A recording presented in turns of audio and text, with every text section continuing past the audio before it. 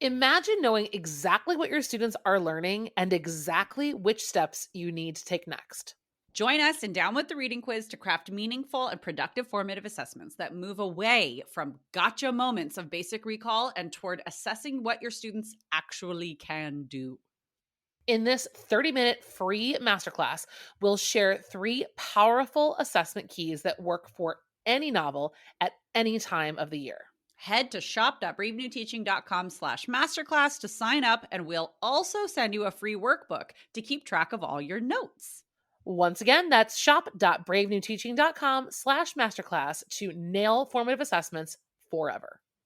Well, hello and welcome back to Brave New Teaching, and welcome to a little live training session. We're excited for what's happening today. Hi, Amanda. Oh my gosh, hey everyone. Hey, Marie. Hi. So, friends, we are coming at you just with a little intro to a section of our first ever live training session that we did with fans and listeners of the podcast, members of the Brave New Teaching community, and it was pretty awesome. It was really awesome. I loved the opportunity to sit and concentrate so deeply on one area, right? Like, don't get me wrong. I love curriculum rehab. I love the full big course overhaul, everything.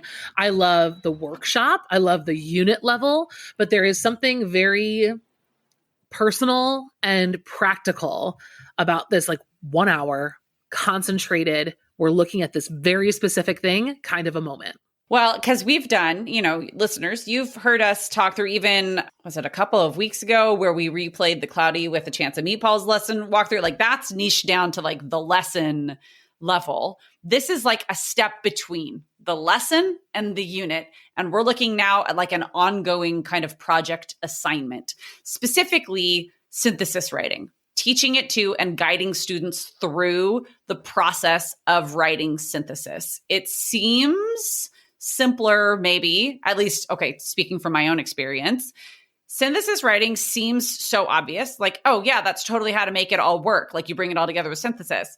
And then it is a beast. Like it can get out of hand and really, really big depending on what text you're looking at, how many texts you're looking at, where your student's skill level is. And so in our conversations and in a lot of our just conversations, questions and answers with a lot of you all in our community, we went, oh, this is a need. So let's boil down, how do we really do it? And like, look at how the sausage is made, so to speak. Well, and here's another thing is that I feel like this is not something readily available in terms of training anywhere. There's so much in our community about literary analysis, which I hope soon we'll do a live coaching session on that as well. But that's easier to find support. Yeah. I feel like when it comes to synthesis writing, I don't think I ever really learned how to do it from a professional. I learned from other teachers, which obviously are professionals, but I learned through experience more than anything else. And collaboration, right? Yeah, no, it was through like grassroots, not through like something organized that's like also within the confines of an hour. This episode, by the way, is not going to be an hour. We just have for you. We thought it would be helpful to at least hear the first section of this training. And so you're going to hear us just talking through writing a prompt, using essential questions, using supplements, like the things that you keep in mind when you are crafting a prompt for a synthesis writing assignment. And then a couple of different options for outlining. The rest of our training is absolutely available for you right now. Amanda, do you want to tell everybody what they'll also find in the rest of the training?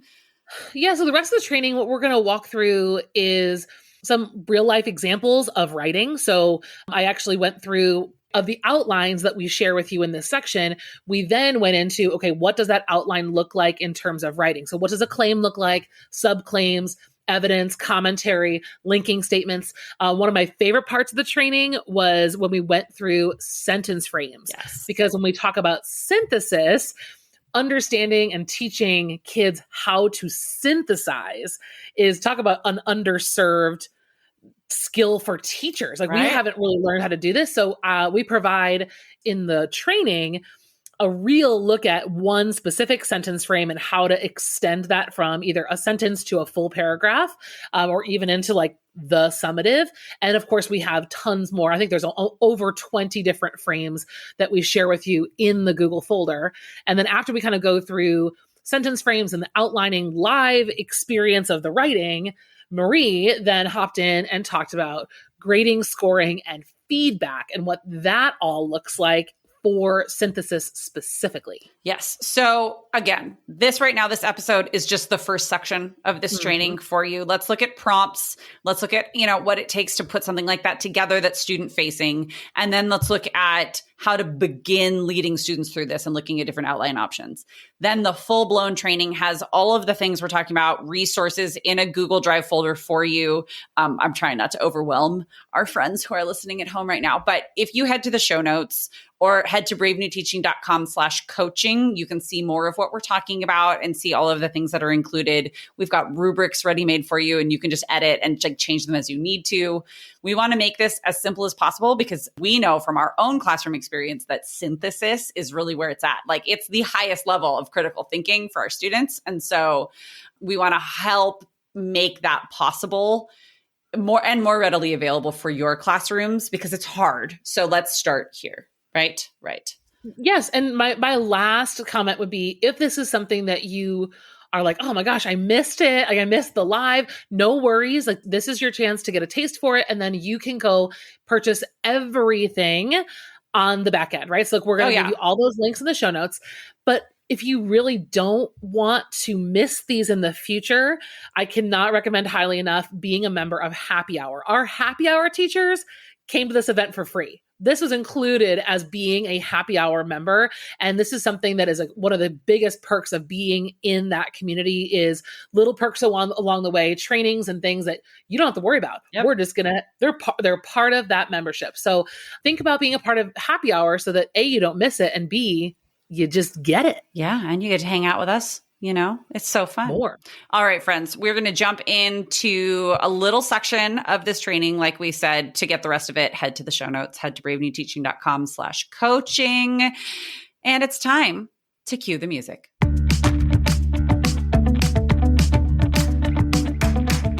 You're listening to Brave New Teaching, and we are so much more than a podcast. We give teachers the inspiration, support, and tools to challenge the status quo. I'm Amanda, and I'm a former English teacher from Illinois. And I'm Marie, and I'm a teacher from Southern California. Join us at bravenewteaching.com to find out more about our courses, festivals, and get every episode's show notes. We're so glad you're here. Enjoy the show.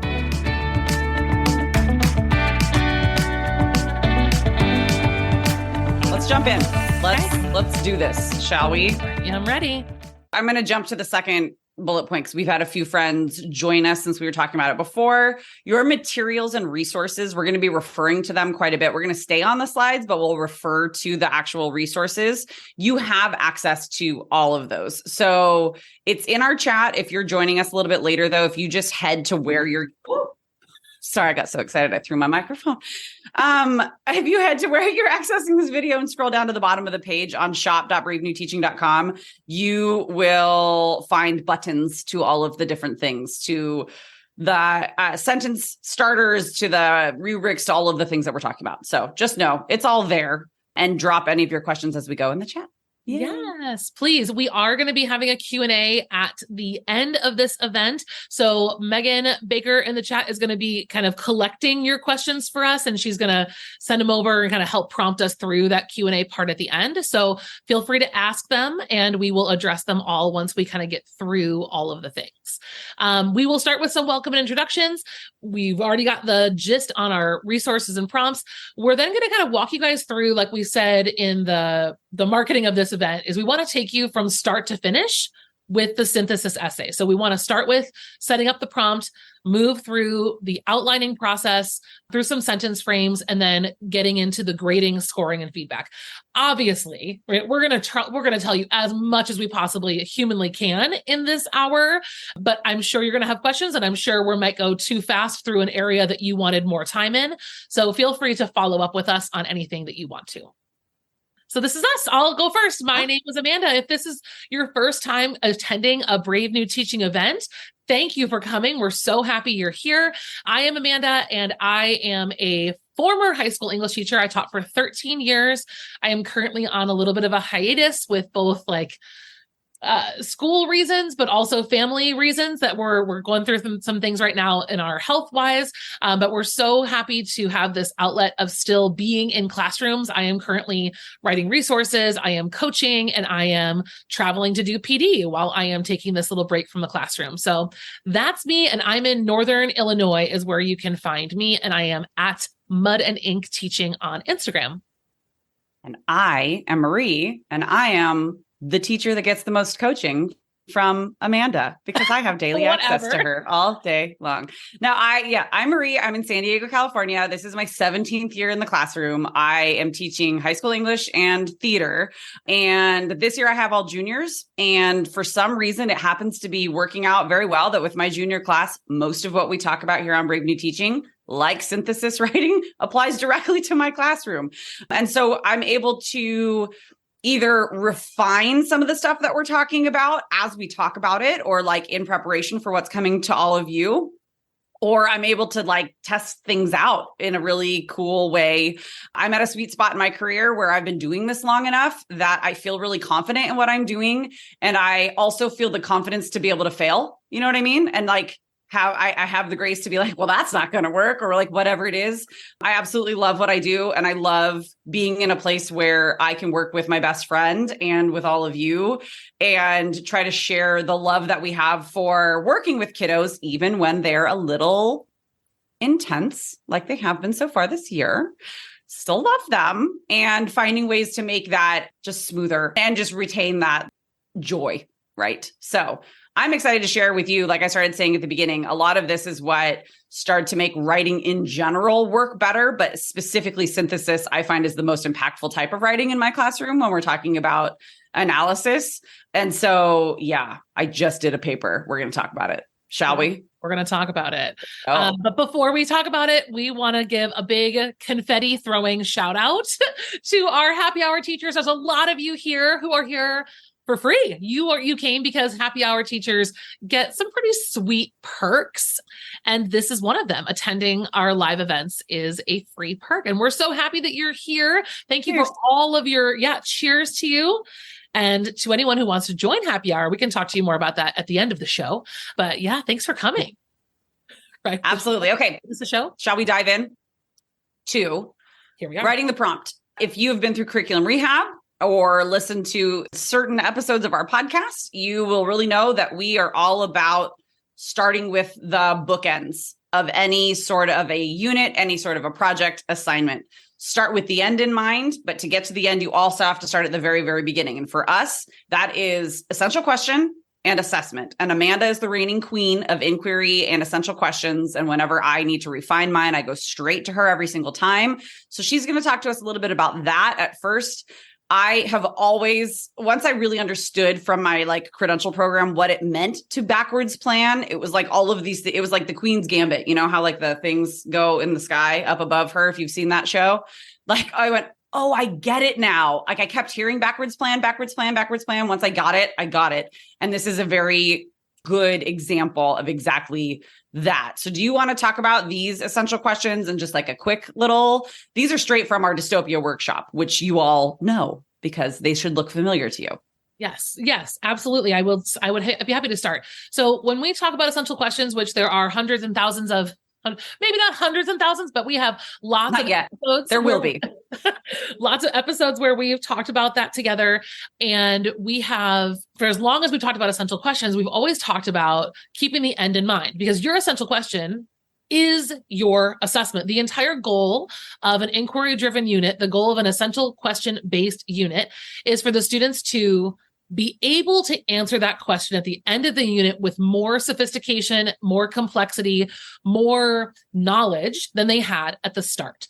So this is where also, this is not I don't want anyone to be feeling like this is something that's easy and just kind of fell out of the sky for us. There's a lot of massaging of questions and adjusting that has to happen for it all to feel like it fits perfectly. So we're giving you these because these have already gone through that process. When I design an essential question, I'm not only thinking about how will this look in the unit, but I'm thinking about how will this look when students are writing about it? Or Conversely, there's a lot of other ways to do this too. I also think about these questions. How will they do leading a Socratic seminar?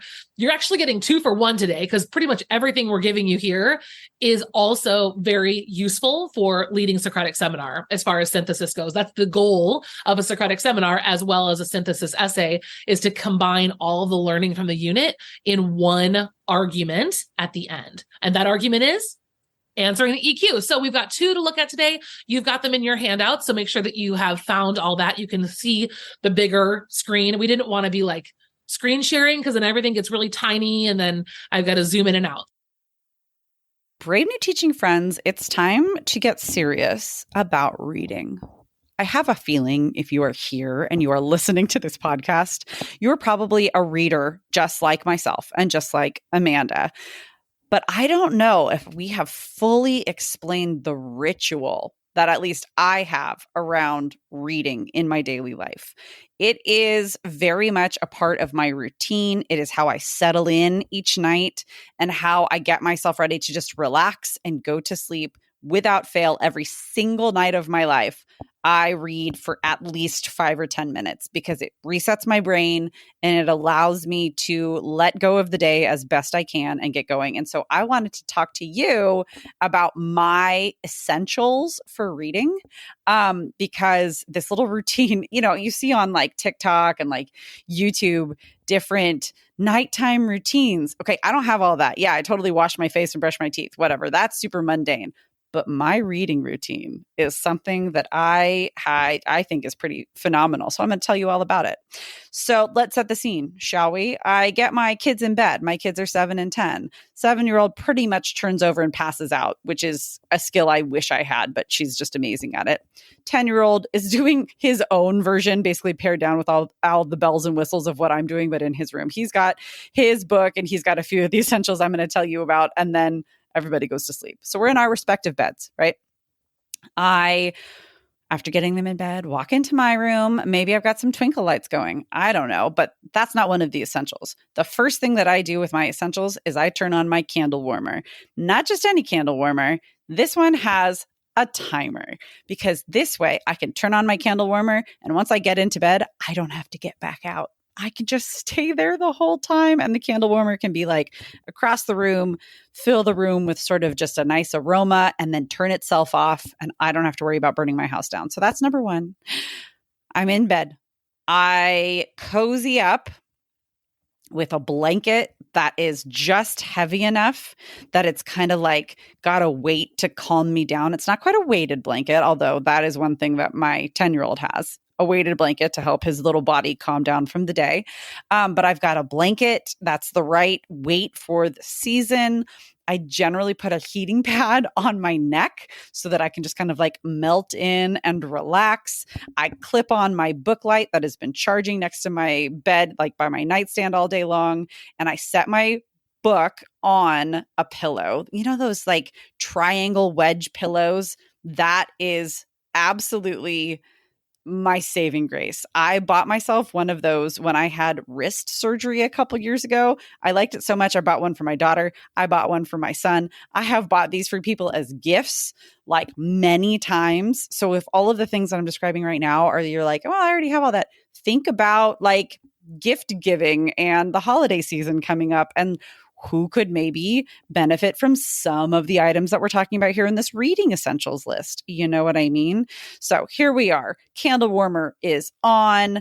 Book is on the pillow. So it's just kind of resting there. We're all cozied in the blanket. We're relaxing with the heating pad. We've clipped on our rechargeable book light.